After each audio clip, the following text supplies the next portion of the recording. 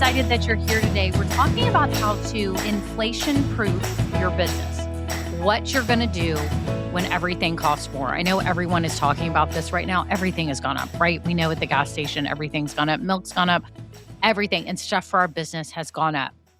I want you to walk away after listening to today's episode with concrete things that you can start implementing right now. Right when the episode's over, you can start on them. And I'm going to talk through 6 things that you can do to help reduce your costs, okay? And inflation proof your business, okay? If you're new here, I'm so glad that you landed on this episode because I know it's going to help you along your journey. Whether you're even just in the idea stage, this is going to get you thinking about business and how to be a really good business owner.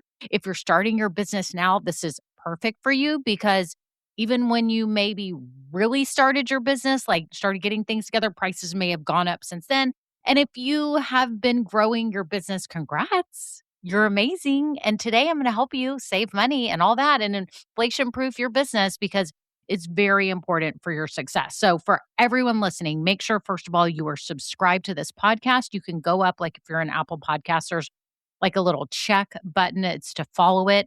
Because then when you open up your podcast app, if I've dropped a new episode, you're going to get a notification. I don't want you to miss out on anything that I know is going to help you along your business journey, no matter what kind of business you have. If you have a product business, you have a service business, online business, local business, whatever it is, this is for you. I'm sharing my expertise from the last 26 years of being a business owner myself. I've had 4 businesses. This is my 4th one. And the advice that I'm sharing is free here on this podcast for you. And I'm so thankful that you are taking advantage of this awesome resource that we have called podcasting. It's awesome, right?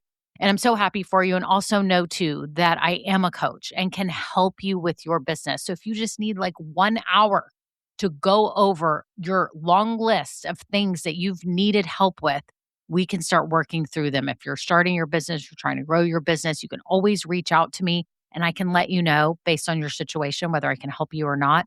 But anything having to do with how you start putting yourself out there, how you should start pricing things, what you should name things, all that good stuff, I can help you. So anyways, make sure you hit subscribe to the podcast or you can go to KimberlyBrock.com for help. All the links are down below as well. I have some freebies for you if you're new, and I'm so excited to help you. And I'm so honored to be a part of your journey. So here we go on to the episode.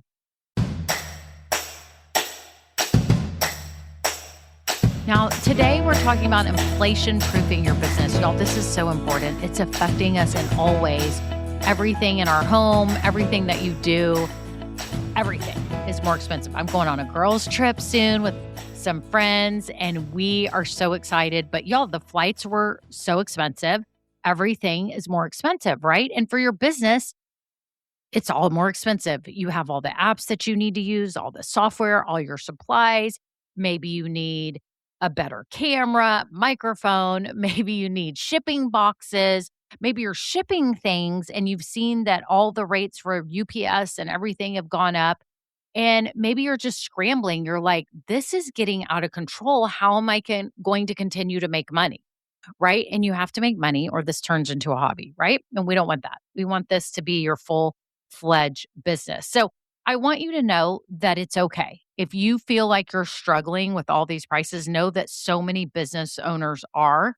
And in fact, I read some stats that like 70% of small business owners believe prices will continue to rise. And so everything is pointing to this, right? I believe this too. It's going to rise. But I don't want you to let that get in the way of building your business dream. Y'all, this business means a lot to you. It means income for you and your family. It means your way of building a career that's fulfilling and fun and impactful and allows you to use your gifts. This is an important part of your life. And so you cannot afford to not do the right things that are going to help your business thrive. You can't afford it. So I know a lot of you just kind of want to hide and ignore the fact that costs are going up. And I challenge you today to really pay attention to this episode because you've got to take this seriously. You actually have to do something about the inflation. We cannot hide from our problems. Maybe you try to do that in real life. That's a whole nother episode. But you cannot hide from your problems. Your business may have problems that you don't know of because you may be one of those people right now going, no, I mean, it's fine. It's inflation, but my business is doing fine. But is it really? Is it really? So today, let's go through these. I hope they open your eyes. I'm excited that you're listening. Listen all the way through because each of these are massively important. And I know that it's going to help you build a more successful business and be able to get through these times of inflation. Okay. So, number one is you need to get crystal clear on your numbers. Okay. This is the one that everyone hides from is the actual numbers. Y'all, are you using Quicken or are you using something? Do you have a bookkeeper? Please say you're doing that. Please say. I have used Simplify. It's like Quicken's easy way of bookkeeping. I love it. It's great. You can use this, right? And there's different versions based on your type of business. I'll put the link down below, but you need to have that. It's awesome. It imports your credit cards, it imports your, bank account and everything. And you just each month kind of look in there, make sure everything's categorized right, and you can see where you stand. But you do have to take time to do this. See, people don't want to take time to do this. You have to sit down, take a Saturday afternoon or Sunday afternoon or a work day and sit down with a cup of coffee, put some good music on that makes you happy and try to make this fun. Go to a coffee shop if you have to, but don't get on their public Wi-Fi, okay? Use your hotspot from your phone or something. Just don't get on public Wi-Fi. But go through your numbers and make sure that you have everything imported and it's actually organized, or you need to hire a bookkeeper. There are probably people in your life that can do bookkeeping for you. You can find someone that's in college that's working on it. You can find a bookkeeper that other friends and business owners use. There are plenty. Okay. You can find them. You can also go on Fiverr or Upwork and you can find a bookkeeper.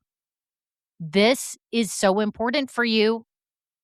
You have to know your numbers. Please promise me you will start looking at your numbers if you haven't been, okay? You need to do that. Okay, so that's number one. Before anything else, look at your numbers and know your real profit margins right now and how is that compared to previous years? Or if you're just getting started, is the profit margin what you expected? Like you thought you had 50% profit margin, you really only have 20? Then you need to look at things, okay? So that's number one. Get crystal clear on your numbers. Number two, trim the fat. And what do I mean by this?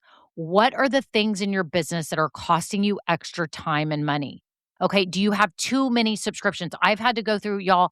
I found, in fact, I think I mentioned this did I mention this on a previous episode? I was getting a dupe perfume and realized that I had ordered like 8 months ago and somehow signed up for their monthly like subscription. And I've been paying $39 a month.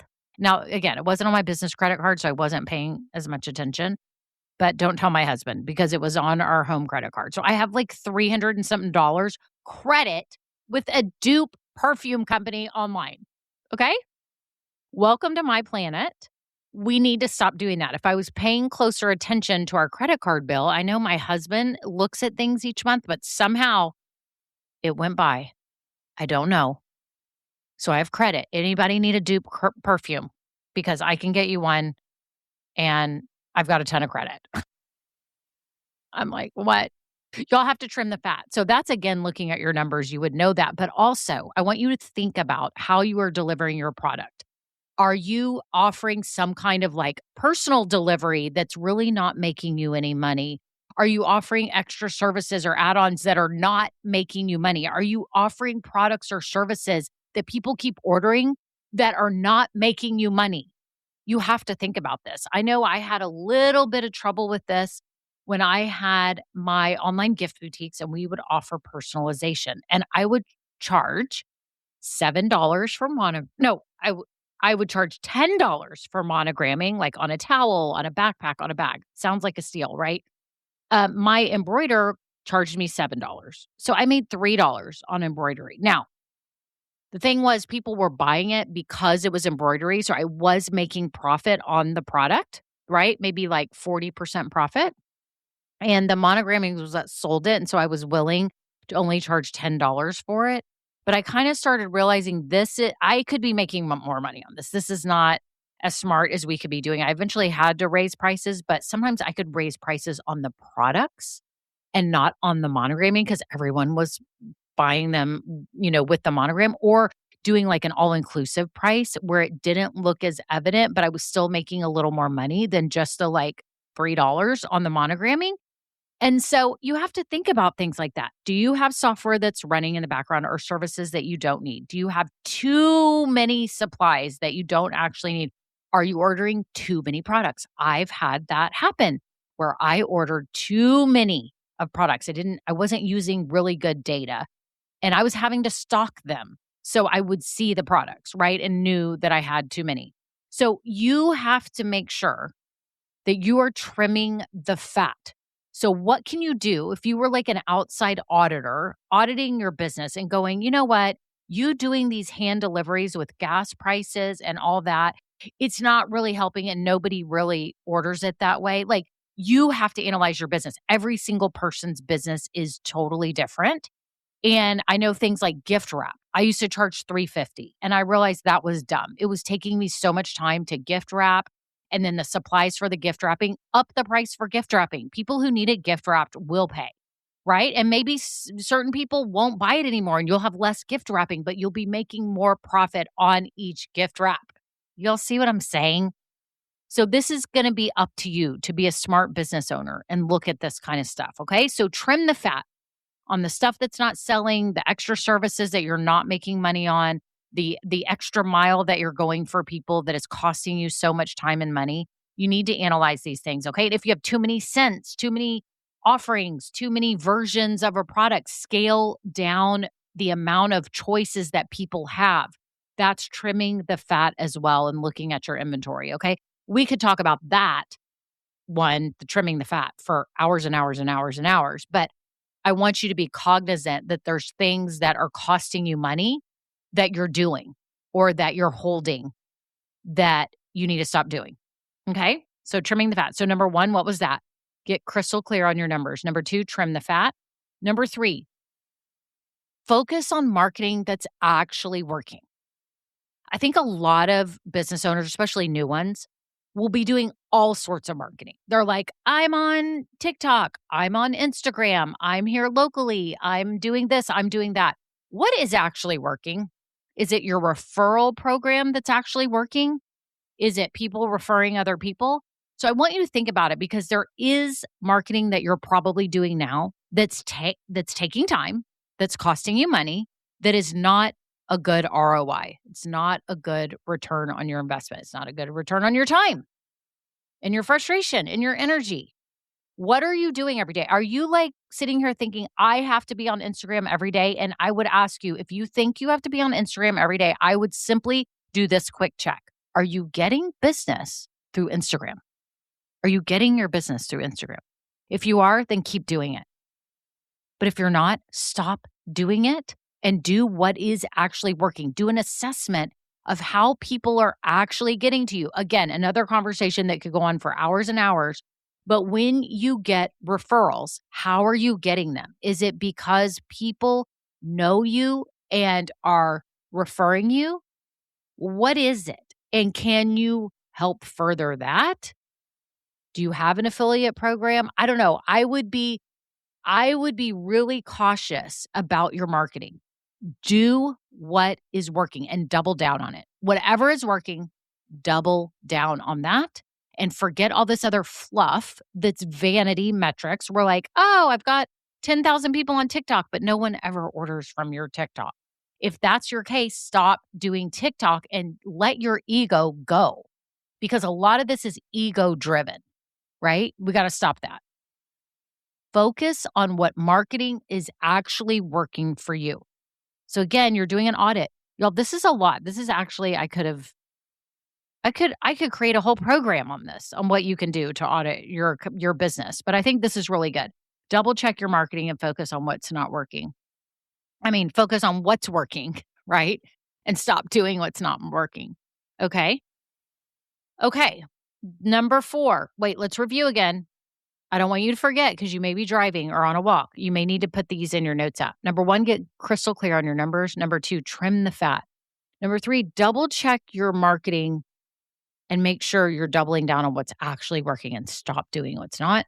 Number 4, raise your prices, but communicate it with confidence. You may have to raise your prices, people. I know so many people don't want to raise their prices. You get stuck, you're like, no, we want to be the martyr. We want to be the low cost leader. We want to be the Walmart. Do you really want to be the Walmart? You do have to be competitive, I think, depending on your industry, right? Unless you're a luxury brand, you're not competitive. You're high priced because you have high value and high perceived value, and people see your product as status, right? But I know like hairstylists, for example, they have had so many increased costs. I talked with some of them, and it's hard. They've had to raise their prices. And I had to talk to them about doing it with confidence and also with empathy, because nobody likes getting told that the price is going to be more expensive than they're used to paying. But I think if you are clear and confident about it and say the fact is inflation has gone up, I'm sure you felt it too, and it's something that we've had to do as a business decision. And this is our new pricing. It's effective coming up, and you could have, a gap time where your loyal customers get 3 more months at the old price, and then maybe you go ahead and go to everybody else and start announcing the new price, right? For people who haven't bought from you. You have to raise your prices. You have to communicate it clearly and with confidence, also with empathy, because you don't like getting prices raised on you either. But I'm sure as a business owner, you are now an understanding human being if you weren't before, and you get it. You get it. And so if the person is telling you with sincerity, but with clarity and confidence, it feels much softer and better. And you're like, okay, this is what this world has come to, that we have inflation. Am I right? Okay. So that was number 4, raise your prices and communicate it with confidence. Before I go to 5, let's review again because I don't want you to forget. What was the first one? This is quiz time. Get crystal clear on your numbers. Number 2, trim the fat. Number 3, double check your marketing, stop what's not working, and double down on what is. Number 4, raise your prices and communicate it with clarity and confidence and empathy. Okay. Well, actually, it's sympathy because you understand you've had prices raised on you, right? Number 5, leverage what's making you different and better. There is something about you, whether it could just be your personality and people like you, right? If you're in a commodity industry, and again, I'm going to talk about my son here because all of this is totally relevant. It's like I see it, right? My son has this really good outgoing personality, and he has traveled around the world, and he was learning Spanish, and he can talk to a lot of people and, loves to hear about their country or where they're from. He talks about everything with his clients. So people love him, not because of his power washing and staining, which he does do a great job. Of course, he would have to, but they love him and they keep coming back because they always have interesting conversations with him. So when he does Facebook ads and stuff like that, his personality is infused in it because that's what makes him different, right? That's what makes him different. So you have to think about what makes your brand different. What is different about you? Do you have a personal touch? Are you affiliated with a certain faith? What is it that has made you better or stand out? Do you use gluten-free? Are you all organic?